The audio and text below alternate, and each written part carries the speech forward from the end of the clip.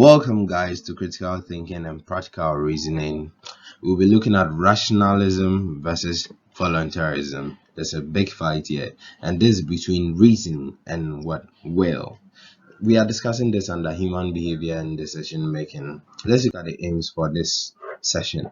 We will try to understand the meaning of good, explain the relevance of summum bonum, examine the human goodness and nature, and also assess the role of perceiving the good. Further on, we'll identify the role of the will and desire in human actions. What is the idea of good? What does it mean to say something is good?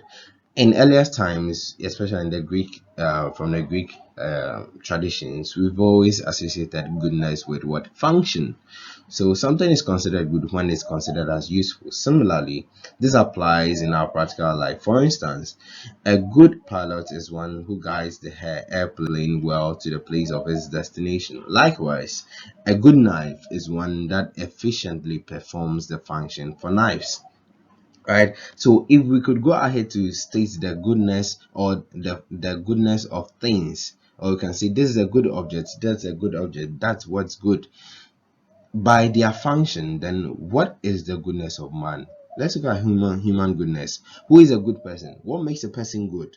We don't know the actual functions of man, so there arises a problem. And what is this problem? The function of a person is almost an impossibility because it's not categorically stated anywhere that this is what man is and this is the function of man. So when a man fails to function this way, then man is not being good.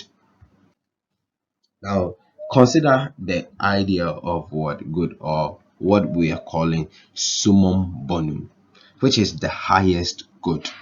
Now, we've already explained in the previous session that when you have aims that are actually channeled to a particular goal, and every decision you make towards that goal is trying to achieve that goal, then that is what your highest good, right?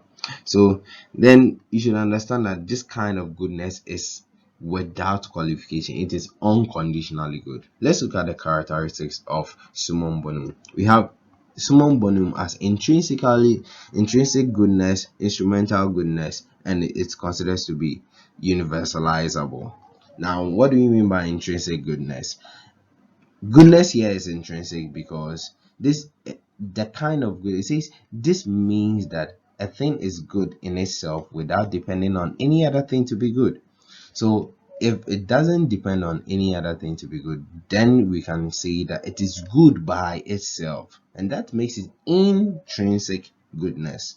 What is instrumental goodness? Instrumental goodness is when the thing has a capacity to cause other things that associate with it to be also good. Then that becomes instrumental goodness. Universalizable as a characteristic of summum bonum is when goodness is not limited to a place, time, and goodness is considered as what? Universal. So then in practical session, let me even take it as this. Let's say we take a pastor and we say that pastor is a good pastor, then indeed the pastor should be intrinsically good. So he should be a good person by his own standards and by in his own self, right?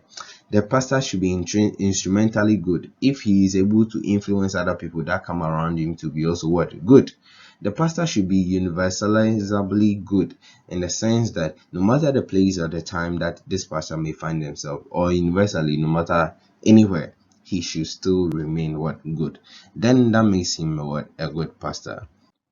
Let's look at the human nature and now the conception of human.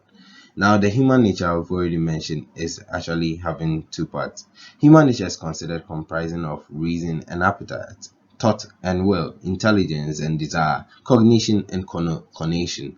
This means that the human psychology can be conceived in several ways, but mainly into reason and will. Therefore, humans do not only reason and think, we also have certain desires and will. As humans, we have aspirations and certain desires. We pursue things that are our wants and we do our best to get them. This is different from saying we reason or think. Therefore, or thus, we see humans as represented in in the illustration below. So you can see that the human is either has two parts within him. That's the sense of the will and what reasoning too. Now, what is moral rationalism? Moral rationalism here is the view that a man's reason identifies what is good and directs the will towards the attainment of good. So it's just the fact that your reasoning sees that, oh, this thing is good and it's good for my life, so then we draw our will towards achieving the good. So that is the basic idea, but just understand that it is the reasoning that identifies the good. On the other hand, moral voluntarism, it is not reason that identifies the good. It is what the will that identifies what is good. So we have moral voluntarism as the view that the will identifies what is good and reason helps to attain the good. Right. Thank you very much. So this session has enlightened students on the battle of human nature, where a person's will battles reason. The moral voluntaries find it essential to indicate that the will also plays an effective role in decision making. Thank you very much for paying attention. I hope to meet you guys next time. Bye.